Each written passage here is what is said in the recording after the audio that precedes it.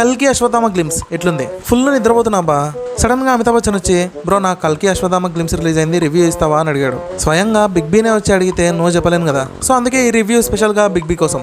Wow super amazing excellent అని అతి చేయను. చాలా డీసెంట్ గా ఒక ఇంట్రొడక్షన్ ఎలా ఉండాలో అలాగే ఉంది. అండ్ మీకు గుర్తుందా, మనం స్టార్టింగ్ లో టీజర్ రిలీజ్ అయినప్పుడు అమితాబ్ బచ్చన్ అశ్వత్థామ కాదా అని చెప్పి కొంచెం డౌట్ పడేవాళ్ళం. సో దీనిలో క్లియర్ గా చెప్పేశాడు, నేను ద్రోణాచార్యుడు కొడుకైన అశ్వత్థాముని అని. ఇక్కడ చిన్న పిల్లోడు అశ్వత్థాముడితో మాట్లాడడం చూస్తుంటే ఒక ఫైట్ అయితే జరిగింది. అంటే నార్మల్ గా మనకు తెలిసినంత వరకు ఏంది, అశ్వత్థాముడు చనిపోలేదు, ఎక్కడో ఒక ప్లేస్ లో బతికే ఉన్నాడు. సో ఇక్కడ రైడర్స్ అంటే విలన్స్. ఆ రైడర్స్ ఈ పిల్లోని చంపుదామని వెంటబడుతుంటే ఒక టెంపుల్ లోకి దూరింటాడు. అక్కడ ఆ పిల్లోని అశ్వత్థాముడు కాపాడతాడు. అదేనా బా అంటాడు కదా ఆ పిల్లోడు కూడా, రౌడీలని లేపి దుమ్ముగా అనుకుంటున్నావు, ఎక్సలెంట్ ఫైట్ చేసినావు తాత. అరే రే కానీ నేను రైడర్స్ షూట్ చేశారే, అయినా నువ్వు చావలేదు, నువ్వు దేవుడు పోయింటావు అని ఇలా చెప్తూ ఉంటాడు కదా. సో నాకు తెలిసి సినిమాలో అశ్వత్థాముడి ఎంట్రీ కూడా ఇదే ఉంటది. అండ్ ఒక మాట చెప్తున్నా, రాసి పెట్టుకోండి, దీని అమ్మ ఈ సీన్ కి పైకి ఎగురుతారు చూడండి. అండ్ మేబీ సినిమా ఇంట్రో కూడా ఇదే ఉండొచ్చు, చెప్పలేం. అండ్ ఆ సినిమాటోగ్రఫీ చూడండి ఎక్సలెంట్ ఉంది. దీనికి హాలీవుడ్ మూవీకి ఏం తేడానే లేదు.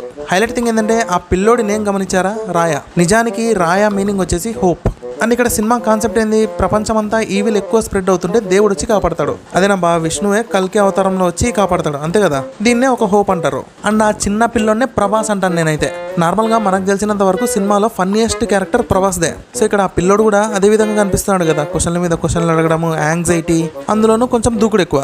ఎందుకంటే మనోడు రౌడీల్ని గెలిగినాడు ఈ విధంగా చెప్తున్నా. సో ఇంకా ఈ పిల్లోడికి అశ్వత్థాముడు ట్రైనింగ్ ఇచ్చి పెద్ద చేస్తాడు. అండ్ తనకి ఒక గురువుగా ఉంటాడు. అండ్ ప్రభాస్ కొంచెం ఫన్నీగా ఉంటాడు అంటున్నారు కాబట్టి అశ్వత్థాముడు ట్రైనింగ్ ఇచ్చే టైంలో ఫన్నీ మూమెంట్స్ కూడా ఉండొచ్చు. అండ్ ఈ పోస్టర్ కూడా ట్రైనింగ్ లో ఒక భాగమే ఉంటుంది. సో నో డౌట్ అబ్బా, ఈ పిల్లోడే ప్రభాస్, ఇదైతే 100% మీరు కూడా ఫిక్స్ అయిపోండి. ఇదండి పరిస్థితి. జపాన్ వాళ్ళు అక్కడ ఏదేదో కనిపెడుతుంటే నేను ఈ టీజర్ లో ఇది కనిపెట్టాను. అండ్ నెక్స్ట్ వీడియోలో స్టోరీని ఇమాజిన్ చేసుకుని కొంచెం కొత్తగా చెప్పడానికి ట్రై చేస్తా. వెయిట్ నాకు ఇక్కడ ఒక చిన్న భయం అయితే ఉంది.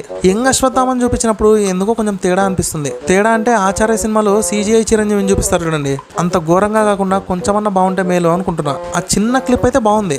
సో తనని చూపించినంత సేపు ఇదే విధంగా చూపిస్తే బాగుంటది. సర్లే బా, నేను ఇమాజిన్ చేసుకోవడం స్టార్ట్ చేస్తా, మీరు ఈ గ్యాప్ లో కలలు కంటూ పడుకోండి, ఓకేనా. అండ్ ఇంకోటి, ఆ ప్రభాసే పిల్లోడని ఎంత బాగా కనిపెట్టాను కదా, కనిపెట్టినందుకు అట్లీస్ట్ ఒక ఓ వేసుకోండి. ఉంటా మరి, టాటా బాబాయ్, have a good day, take care.